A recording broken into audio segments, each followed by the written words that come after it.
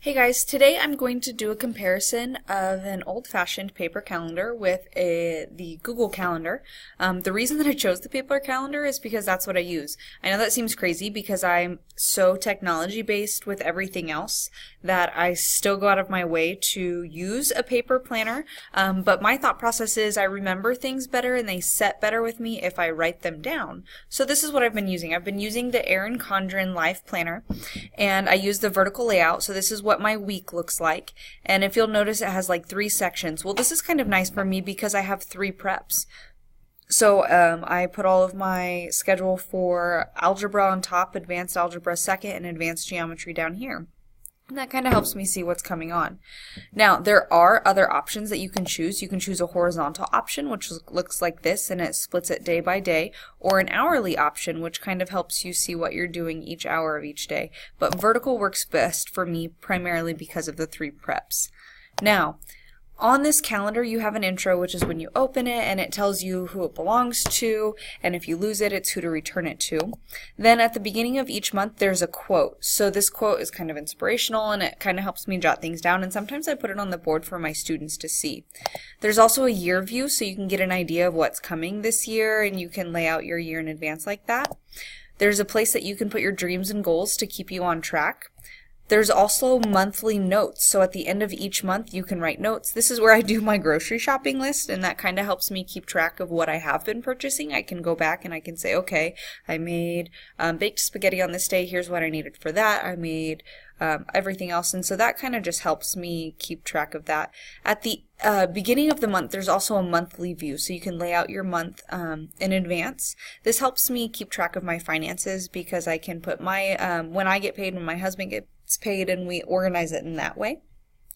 And then at the end of the calendar or your planner, there's a section just for notes. There's several pages where you can do notes, and there's lined pages, there's dots pages, there's graphs pages. It's kind of neat. And then there's a view of next year, so you can start planning for the year in advance. And then there's stickers. And these stickers kind of help you like keep track on your calendars of when payday is, when you need to go grocery shopping, if there's something important happening, if there's a birthday. I like these because I like to be creative like that, and I think it's really neat. And then there's also a folder to hold some things at the in the back. I put that for my coupons. Now, there are some downfalls to this. First of all, it's pretty expensive. I think this runs about $65 to $70. And I know that sounds outrageous, but since I spend so much of my time in it, I'm worth it. I think it's worth it. I like how it's used. There's also a downfall is that you have to take it everywhere you go, and if you forget it somewhere, it's kind of like your life is just on hold.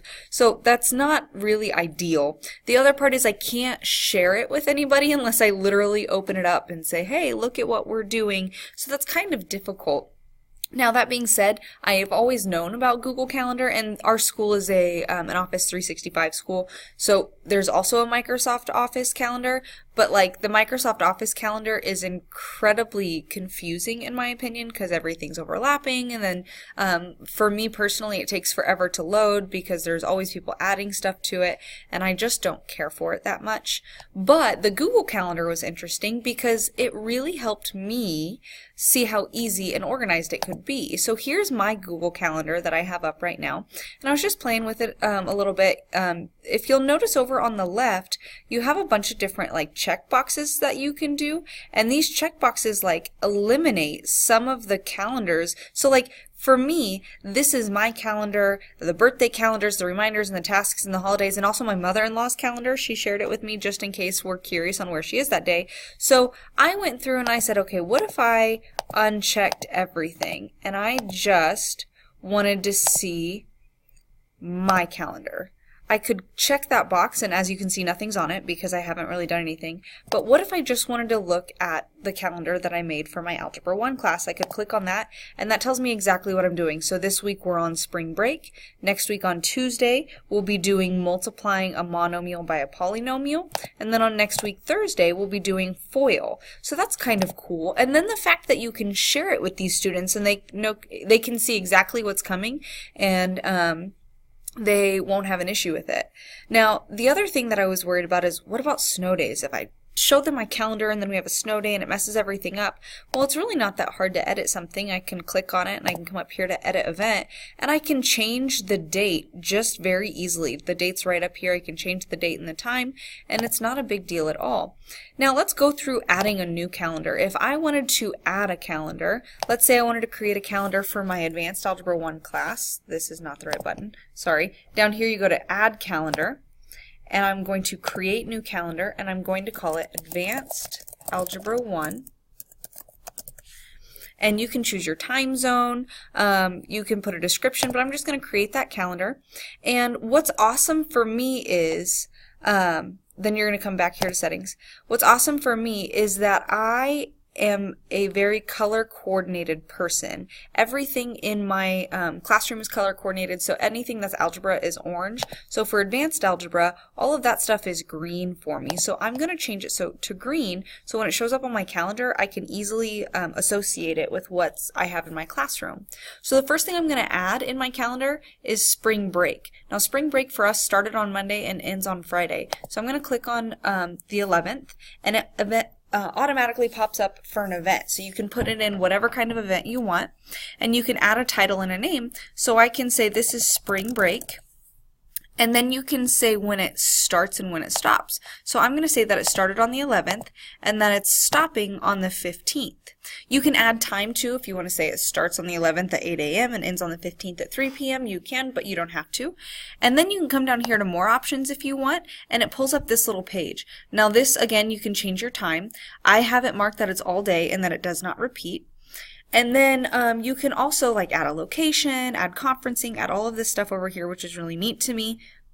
And you can add guests to it, so I could share this specific event with my students or my students' parents, and I can change exactly what I want my guests to do. I don't want them to be able to modify, I don't want them to be able to invite or see the guest list. I just want them to be able to see it. And so then I hit save, and there's my spring break. Now I can come in and I can add that on Monday, when they get back from school, we're going to start section 8B-1, and that is over GCF and the zero product property. Now, that's an event. That's what we're doing in class.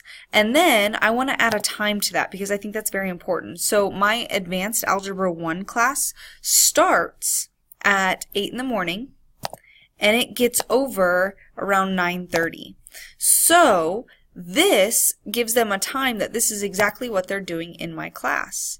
Now, what's cool about that is I have like two classes. I have a Maroon Day class and a Gold Day class. So this would be my Gold Day class. If I want the same thing on the Maroon Day, I can come over here and I can drop that down and I can duplicate, but I want to change the date and the time. I want to go from March 19th.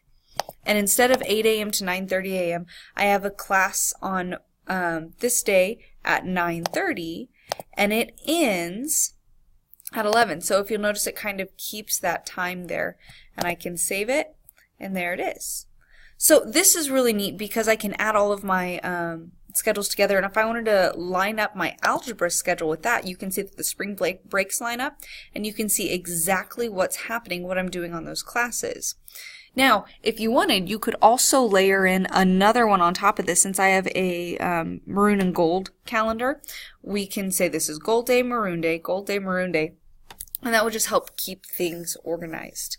Now, the number one thing that I like about this, guys, is really that you can share it with anyone. The fact that you can share it, we're all on the same page, there's no excuses onto we didn't know what we were supposed to do, and I really think that's fantastic. Now, finally, the easiest thing about this, just as easy as it was to create a calendar, you can come over here and you can delete a calendar. So let's say I don't want this advanced algebra. Next year I'm not teaching that anymore.